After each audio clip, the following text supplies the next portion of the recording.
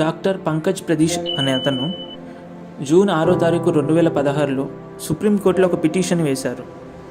ఆ పిటిషన్ ఏంటంటే, గాంధీ గారు ఎలా చనిపోయారో మనందరికీ తెలిసిందే, కానీ ఇందులో ఏదో కన్ఫ్యూషన్ ఉందంట. చనిపోయిన తర్వాత జరిగిన పరిణామాలు చాలా విచిత్రంగా ఉన్నాయంట. వాటి మీద ఒక కేసుని వేశారు. అండ్ సుప్రీంకోర్టు దీని మీద ఇన్వెస్టిగేషన్ జరిపించడానికి ఒక 2 అడ్వకేట్స్ని కూడా అతనికి అలొకేట్ చేసింది.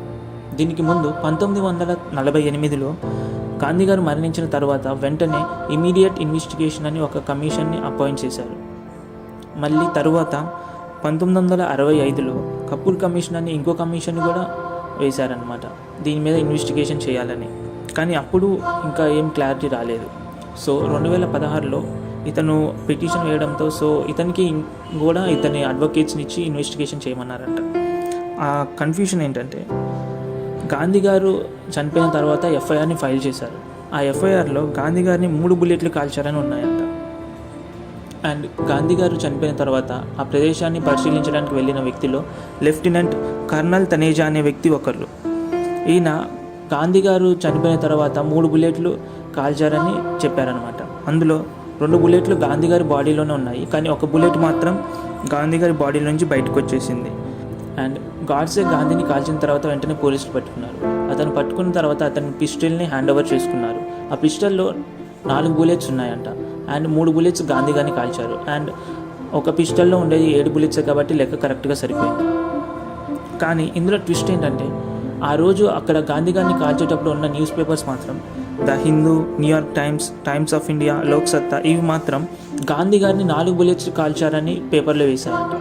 అండ్ గాంధీ గారిని కాల్చిన యొక్క ఇమేజ్ యొక్క ఐడి కూడా ఉంది. ఆ ఇమేజ్ యొక్క ఐడి PIVMG 2626. ఇంకా దీనికి సపోర్టింగ్గా ఒక ఎవిడెన్స్ కూడా దొరికింది. మను బెహన్ గాంధీ, ఆయన గాంధీజీకి ఆఖరి స్నానం చేయించేటప్పుడు గాంధీజీ గారి తువాల్లో ఇంకొక బుల్లెట్ కూడా దొరికిందంట. అప్పటికి 3 బుల్లెట్స్ ఉన్నాయి. అండ్ స్నానం చేయించేటప్పుడు ఇంకో బుల్లెట్ కూడా దొరికిందని రాసింది. కానీ ఇప్పటికీ కన్ఫ్యూషన్ ఏంటంటే, గాంధీ గారిని 3 బుల్లెట్లు కాల్చారా, 4 బుల్లెట్లు కాల్చారా, ఏది తెలియలేదు. అండ్ గాంధీ గారు మనం అనుకున్నట్టు గాడ్సే వచ్చి కాలంలో వెంటనే చనిపోలేదు. గాంధీ గారు గాడ్సే కాల్చిన తర్వాత 40 నిమిషాల కంటే ఎక్కువే ప్రాణాలతో ఉన్నారంట. అండ్ గాంధీ గారిని కాల్చిన తర్వాత 3 వ్యక్తులు లోపలికి తీసుకొని వెళ్ళారు, బిర్లా హౌస్ లోపలికి. ఆ 3 వ్యక్తుల్లో ఒకరు మను గాంధీ, ఇంకొకరు అబ్బా గాంధీ. కానీ ఆ 3వ వ్యక్తి ఎవరికి తెలియదు. ఇంతవరకు ఆ వ్యక్తిని ఎవరు అప్పటివరకు చూడలేదు. అతను ఒక కొత్త వ్యక్తి.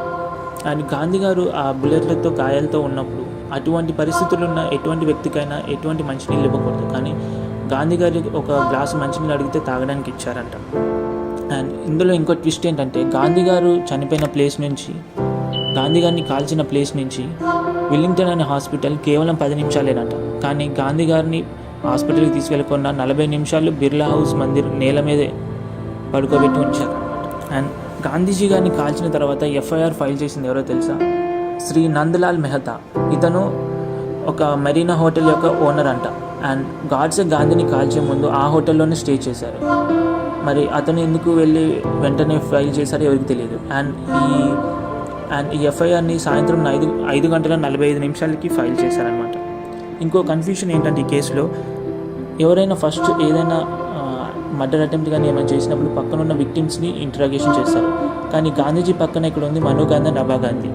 పోలీసులు మాత్రం మను గాంధీ, అబ్బా గాంధీని ఇంటరాగేషన్ చేశారు, కొన్ని డీటెయిల్స్ తీసుకున్నారు, కానీ వాటిని ఎటువంటి కోర్టులో ప్రవేశపెట్టలేదు. అసలు కోర్టుకి వాటిని సబ్మిట్ చేయాలంట. అండ్ కొన్ని రోజుల తర్వాత ఆ డాక్యుమెంట్స్ కూడా ఏం కనపడలేదంట, మాయమైపోయాయంట. అండ్ గాంధీజీ గారికి పోస్ట్ మార్టం చేయలేదంట. అండ్ ఈ కేసులో ఇంకో ట్విస్ట్ ఏంటంటే, గాడ్సే గాంధీని కాలవడానికి వాడిన పిస్టల్ ఒక ఇటాలియన్ పిస్టల్ అంట. అండ్ గాడ్సే గారు కోర్టులో ఏం చెప్పారంటే, నేను గాంధీ గారిని మాత్రం 2 బుల్లెట్లు కాల్చాను, అప్పటి వరకు నాకు స్పృహ ఉంది, కానీ తర్వాత ఏం జరిగిందో నాకేం తెలియదు, తర్వాత 2 బుల్లెట్లు ఎవరు కాల్చారో నాకైతే తెలియదు అని చెప్పారంట. అండ్ ఆ ట్విస్ట్ ఇంకా అలాగే ఉండిపోయింది. అండ్ 2019లో సుబ్రహ్మణ్య స్వామి అనే ఒక రాజ్యసభ బీజేపీ వ్యక్తి సుప్రీంకోర్టులో ఒక పిటిషన్ని ఫైల్ చేశారు. ఏమనంటే, గాంధీజీ గారు చనిపోయిన వాటిల్లో ఇట్లాంటి డౌట్స్ నాకు కూడా ఉన్నాయి, నాకు కూడా క్లారిటీ కావాలని ఒక కేసుని ఫైల్ చేశారు. చూద్దాం ఏమవుతుందో, ఏమని తీర్పు వస్తుందో.